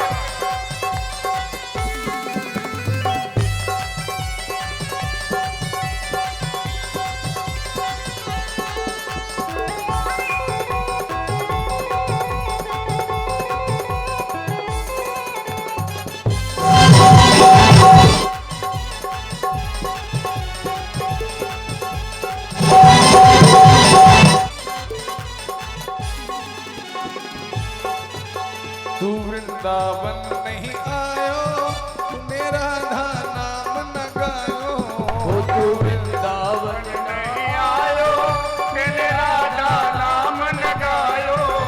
तू वृंदावन में आयो तूने राधा नाम न गायो तू वृंदावन नहीं आयो तेरे राधा नाम न गायो। तेरे जीवन को धिक्कारे जपे जा राधे राधे धाम अपार जपे जा राधे राधे। वृंदावन में राधे राधे सतीपुरा में राधे राधे राधे राधे राधे राधे राधे राधे राधे राधे श्याम सरोवर राधे राधे राधा सरोवर राधे राधे सतीपुरा में राधे राधे गोवर्धन में राधे राधे परिक्रमा में राधे राधे राधे राधे राधे राधे राधे राधे वृंदावन धाम अपार रथे जा राधे राधे वृंदावन धाम अपार जपे जा राधे राधे वृंदावन धाम अपार जपे जा राधे राधे वृंदावन धाम अपार जय जय श्री राधे। बोले कृष्ण भगवान की जय। भगवान के पास जावे तो राधे राधे रटावे, न राधा रानी के पास जावे तो श्याम श्याम रटावे। एक दिन की बात है, निकुंज में प्रभु विराजे है प्रियाजू के साथ में और इस धरती पर अवतार लेने की चर्चा कर रहे हैं और ये सुख निकट बैठकर इस सारी चर्चा श्रवण कर रहा है। उदास हो गया। प्रियाजू ने देखा हमारा प्यारा तोता राम जी उदास है, तुरंत अपने हथेली में उठा लिया और पूछा, हे प्यारे क्यों उदास हो? सुख कहने लगा, हे प्रियाजू आप तो प्रभु के साथ में धराधाम पर अवतार लेकर लीलाएं करने चले जाओगे, इन गोलोक धाम में मैं अकेला, मेरा मन नहीं लगेगा, मैं अकेला रहकर यहां क्या करूं? मुझे भी अपने साथ ले जाओ। गोविंद कहते हैं, प्यारे हम तो वहां जाएंगे, सुंदर सुंदर लीलाएं करेंगे वृंदावन की ब्रज की भूमि में, तो भक्तों को आनंद प्राप्त होगा। तुम हमारे साथ आकर क्या करोगे? सुख कहने लगा, प्रभु आप जिन लीलाओं को करोगे मैं अपनी वाणी से उन लीलाओं को भक्तों के आगे गाऊंगा। प्रभु प्रसन्न हो गए। वही सुख, वही तोता राम जी जिस स्थान पर भगवान शिव पार्वती को भगवत कथा का रसपान करा रहे हैं, भगवान की अमृतमय कथा श्रवण करा रहे हैं, वहीं एक वृक्ष की आड़ में ये सुख का अंडा पड़ा, क्योंकि उसकी मां तो चली गई, भगवान शिव का डमरू बजा तो केवल अंडा पड़ा। जैसे ही कथा प्रारंभ हुई, कथा के प्रभाव से वो अंडा फूटा और उसमें से छोटा सा नन्हा सा सुख प्रकट हो गया। बोलिए सुखदेव भगवान की। और धीरे धीरे धीरे माता पार्वती की आड़ में जाकर के बैठ गया और कथा श्रवण करने लगा। कथा श्रवण करते करते माता को तो निंद्रा आ गई, समाधि लग गई पार्वती जी की। और भोलेनाथ जब भगवान की कथा करते हैं तो भोलेनाथ के नेत्र बंद होते हैं और नेत्र बंद करके अपने भीतर भगवान के स्वरूप को प्रकट करते हैं और फिर कथा कहते हैं। इसलिए भोलेनाथ को पता नहीं कि माता जी सो गई। तो माता जी जब कथा भोलेनाथ सुना रहे थे तो बीच बीच में हुंकारे भर रही थी, भगवान ने ऐसा किया हाजी, भगवान वहां पधारे हाजी। तो ऐसे बीच बीच में हाजी हाजी कर रही थी। नींद आ गई, हाजी हाजी बंद हो गया। सुखदेव भगवान जो छोटे से बैठे पार्वती जी के पीठ के पीछे, उन्होंने सोचा यदि हुंकारे बंद हो जाएंगे तो हो सकता है कथा भी बंद हो जावे और ये दिव्य कथा श्रवण करने का जो अवसर मिला है इसमें विघ्न आ जाएगा, पूर्ण कथा श्रवण करने मिलेगी नहीं। तो तोता राम जी स्वयं माता पार्वती की तरह हाजी हाजी के हुंकारा करने लगे। कथा पूरी हुई, भगवान शिव ने जय घोष किया, बोले बाल कृष्ण लाल की। वो जय बोलते ही माता पार्वती की निंद्रा टूट गई। हाँ बाबा, हाँ फिर क्या हुआ? फिर भगवान कहां पधारे? भगवान कहां पधारे? क्या देवी तुम सो गई थी? हाँ प्रभु, ने एक आंख लग गई थी। अरे देवी, हमने तो कथा पूर्ण कर दी और तुम कह रहे हो आंख लग गई थी। हाँ प्रभु, क्षमा करना देवी, ये तो छोड़ो, लेकिन तुम्हारी आंख लग गई थी तो ये हाजी हाजी कौन कह रहा था? भोलेनाथ तुरंत खड़े हुए, चारों तरफ ढूंढने लगे, कौन था भाई जो चोरी से हमारे गोविंद की कथा सुन ली? जैसे पार्वती जी के पीछे देखा, एक नन्हा सा प्यारा सा तोता राम जी अभी भी हाजी हाजी हाजी कर रहे हैं। तुरंत भोलेनाथ ने देखा, ओहो, तो तू है हमारी कथा का चोर, आज तुझे जीवित नहीं छोड़ूंगा, तूने हमारी कथा की चोरी की है। अपना त्रिशूल उठाया और तोता राम जी को मारने गए। फर्र से तोता राम जी उठ गए और आगे तोता राम जी और पीछे महादेव त्रिशूल लेकर के भागते भागते विशालापुरी सरस्वती के तट पर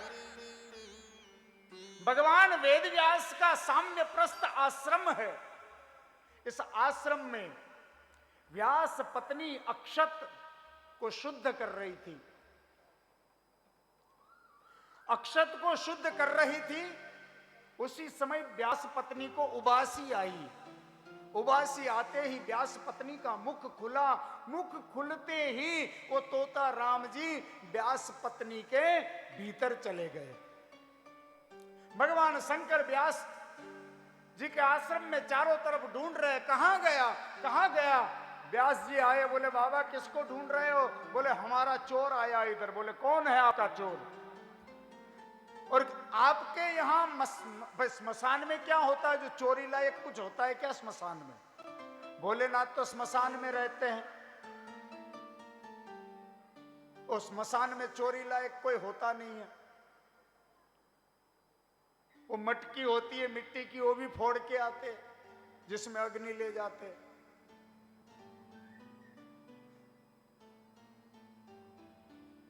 एक बाबा जी जा रहे थे गांव में, तो बाबा जी जा रहे थे, हाथ में कमंडल था।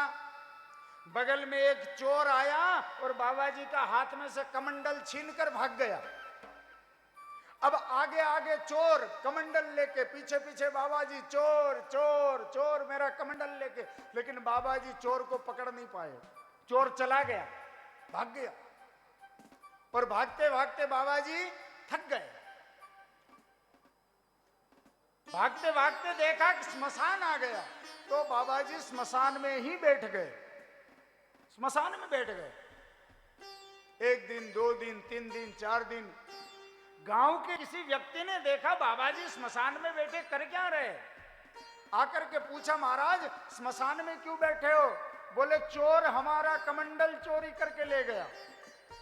अरे ले गया कमंडल, पर आप स्मशान में क्यों बैठे हो? बोला जाएगा कहां, हमारा कमंडल लेके जाएगा कहां, आखिर में तो आएगा तो स्मशान ही। जब स्मशान आएगा तब हम अपना कमंडल लेंगे, लेकिन लेंगे जरूर। तो स्मशान में तो मेरा कहने का तात्पर्य कुछ होता नहीं है। तो बोले बाबा आपके घर में ऐसा कौन सा खजाना है जो लूट गया, चोरी हो गया? बोले हमारा चोर जो है वो हमारे भगवान की कथा चोरी करके भागा है। बोले अच्छा, कौन सी कथा? बोले जिन कथा को श्रवण करने से जीव मात्र अमृतत्व को प्रदान कर लेता है। बोले बाबा एक बात बताओ, आपका नाम भोलेनाथ है तो सच्ची में आप भोले ही हो। बोले क्यों? बोले बाबा जिस कथा को श्रवण करने से जीव अमृतत्व को प्राप्त कर लेता है, अमर हो जाता है, फिर आप त्रिशूल लेके उसके पीछे क्यों पड़े हैं? वो तो अमर हो गया, आपके त्रिशूल से अब थोड़ी ना मरेगा। अब बाबा को लगा वो बात तो सही कह रहे हैं। तुरंत भोलेनाथ मंद मंद मुस्कुराते हुए अपने कैलाश पर्वत को लौटे हैं। इधर व्यास पत्नी के उदर में सुखदेव जी भगवान का भजन करते हैं।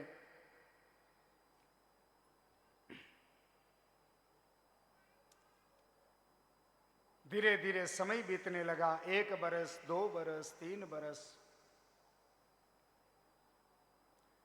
माता कहती है पुत्र कब तक मेरे गर्भ में निवास करेगा?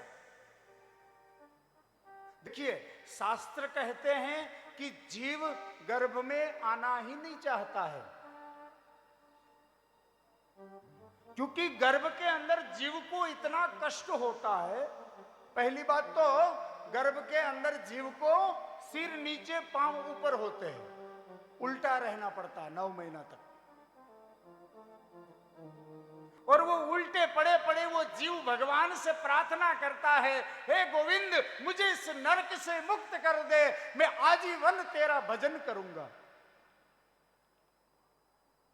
भगवान दया करके जीव को मुक्त कर देते हैं। जन्म ले लेता है जीव। जन्म लेने के बाद इस संसार की माया में ऐसा लिप्त हो जाता है महाराज, ऐसा लिप्त हो जाता है, गोविंद को तो भूल जाता है, नारायण को भूल जाता है, लक्ष्मी को याद रखता है।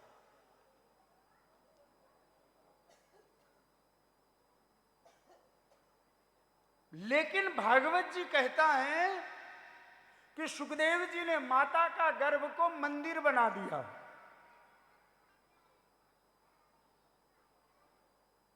चौदह वर्ष तक माता के गर्भ में रहे सुखदेव जी महाराज। आखिर में वेदव्यास जी ने कहा बेटा अब तो बाहर आ जाओ, तुम्हारी माता को कष्ट हो रहा है। सुखदेव जी ने कहा हम बाहर नहीं आएंगे। बोले बाहर क्यों नहीं आना चाहते हो? बोले जैसे ही हम जन्म ले लेंगे बाहर आएंगे, भगवान की माया हम पर व्याप्त जाएगी, हम भी दूसरे संसारियों की तरह। व्यास जी कहते हैं मैं आशीर्वाद देता हूं, वचन देता हूं, बेटा बाहर आ जा, भगवान की माया तुझे छू भी नहीं पाएगी। बोले नहीं, आपके कहने से नहीं। बोले तो स्वयं श्री हरि नारायण आवे और नारायण आकर के मुझे आश्वासन देवे तो मैं माता के गर्भ से बाहर आऊं। महाराज सुखदेव जी को दर्शन देने के लिए ठाकुर जी को आना पड़ा माता के गर्भ में। देखिए उस मां के भाग्य को देखो, गर्भ में भक्त तो पहले से ही है, लेकिन भक्त ने अपनी भक्ति के प्रभाव से माता के उदर में भगवान को भी बुला लिया। आज भक्त और भगवान माता के गर्भ में। भगवान ने सुखदेव जी को आशीर्वाद दिया है, सुखदेव मेरी माया तुझे स्पर्श तक नहीं करेगी, अब तुम बाहर आ जाओ। तब जाके सुखदेव जी का प्रागट्य हुआ महाराज।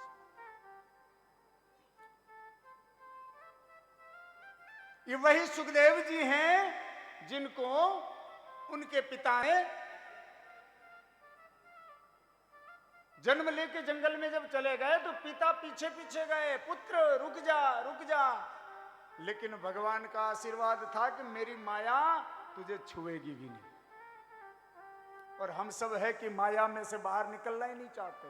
कोई निकालने वाला भी आता तो कहते भैया नहीं है, और माया डाल दे ऊपर और थोड़े दब जावे माया में।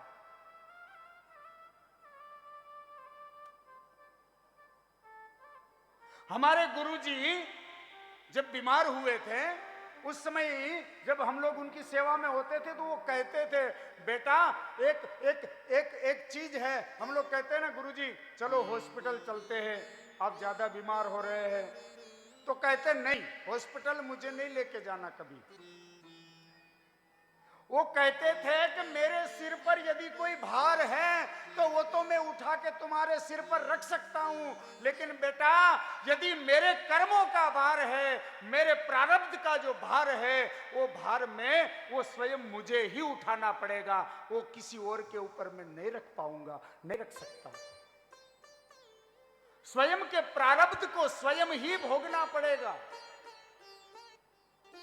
हम अपने परिवार के लिए गलत कर्म करके गलत धन घर में ले आते हैं, झूठ कपट बोल के घर में धन ले आते हैं। वो प्रारब्ध बच्चों को नहीं भोगने हैं। वो गलत तरीके से जो पिता घर में धन लाता है वो पत्नी को नहीं भोगना है, माता पिता को नहीं भोगना है, बेटा बेटी को नहीं भोगना। बोले वो प्रारब्ध स्वयं भोगना पड़ेगा। इसीलिए तो वालिया लुटारा वाल्मीकि बने थे।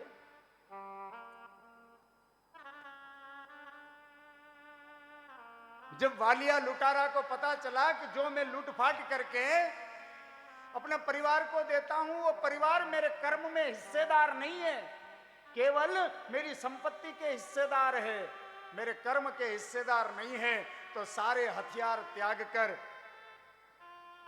रामायण जैसे महाकाव्य की रचना कर दी। हम सोचते हैं अपने बेटों के लिए कमा लेवे, अपने परिवार के लिए झूठ बोल के धन कमा लेवे, कपट करके धन कमा लेवे। ऐसे नहीं महाराज, आपके किए हुए आप ही को ही भोगना पड़ेगा, आपके किए हुए और कोई नहीं भोगेगा। इसीलिए तो कहते हैं कि घर का जो मुखिया होता है ना,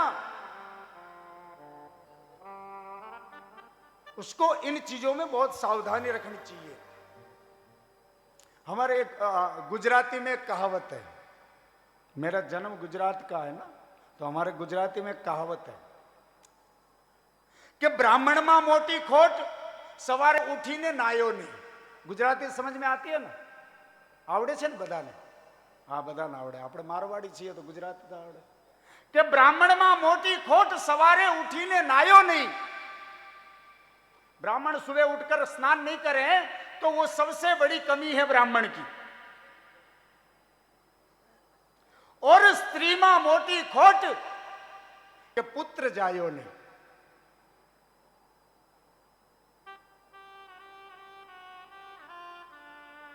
खेतर में मोटी खोट के झाड़वानो छायो नहीं। खेत हो 100 बीघा का खेत हो, दिन भर मेहनत करो, दोपहर को भोजन के लिए छाया तो चाहिए कि नहीं, वृक्ष तो चाहिए कि नहीं।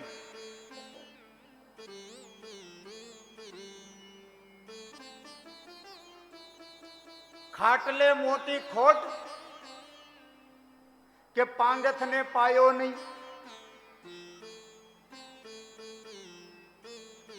खटिया होता है, खटिया माचा,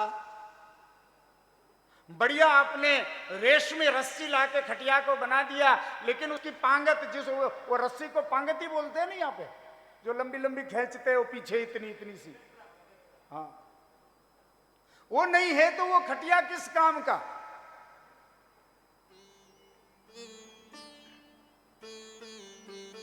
गाम में मोटी खोट के आगेवान डायो नहीं।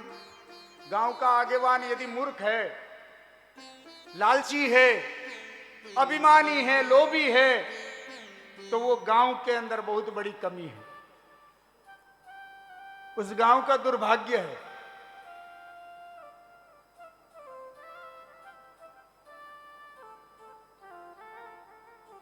और बोले मानस मां मोटी खोट के हरि गुण गायो नहीं।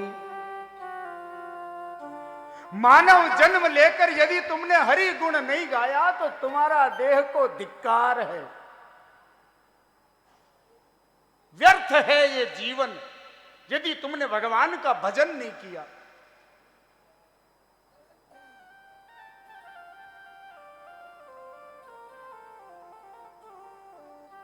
हमारे एक संत थे, वो गाते थे, बड़ा प्यारा पद गाते थे, हे हरि नाम नहीं तो जीना क्या। जीवन में यदि हरि नाम नहीं है तो जी करके करेंगे क्या, व्यर्थ है, धिक्कार है। जीने से अच्छा मर जाना, जब जीवन में राम ही नहीं है, जब मुख में राम नहीं है, कर्णों के द्वारा राम का नाम श्रवण नहीं करना है, नेत्रों से राम के दर्शन नहीं करना है, जिह्वा से राम का नाम नहीं लेना है, तो भीतर वाले राम का भी क्या काम है। हरि नाम नहीं तो जीना क्या, हरि नाम नहीं तो